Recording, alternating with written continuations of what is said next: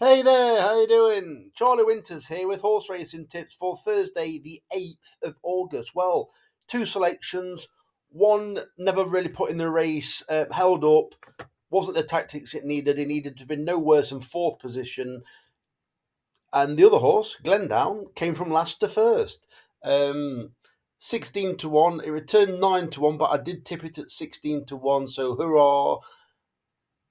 Basically a double money day, £5 on, £10 36 return. So we forget about the 16 to 1 and we move on to tomorrow. Well, I've got four interesting horses. I haven't delved really deep into any form. I've looked at races that pay three places instead of two because I think there's actually a better angle there, like a 50% or more chance of a 50% chance of getting a place. Like potentially ending up being six runners and they're paying out first three. So that could be very interesting. And I think it's also an interesting angle to go for the real outsiders if I can give them a bit of a sneak. And I'm going to talk you through it very, very briefly. So this video is already probably stuttering already. I apologise for the video on Wednesday, but I had to put it out and I slowed the speed down actually before I downloaded it, so you can just about make out what I'm saying. Thanks for all the likes, even though it was a shocking video. Let's get into it. So, what I've done is a £5 stake again. It's a 5 pence each way, lucky 15, taking the prices. It's a 5 pence each way, lucky 15, leaving the prices, and it's £1 each way accumulated because if they're all four come placed, it's a jackpot day.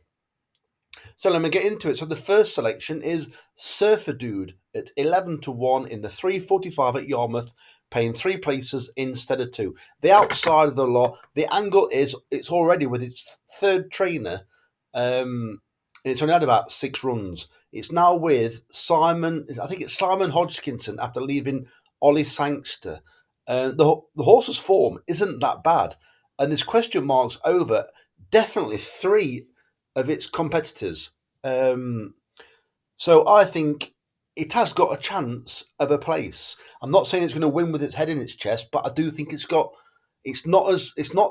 be the outside of the lot. The second selection is actually my kind of nap of the day, but it's not a strong nap of the day. It is Songo at 22 to 1 in the 4 o'clock at Brighton, paying four places instead of three. It's not being beat that far. I think I did pick it out quite a while ago, so I'm going to struggle to really explain it.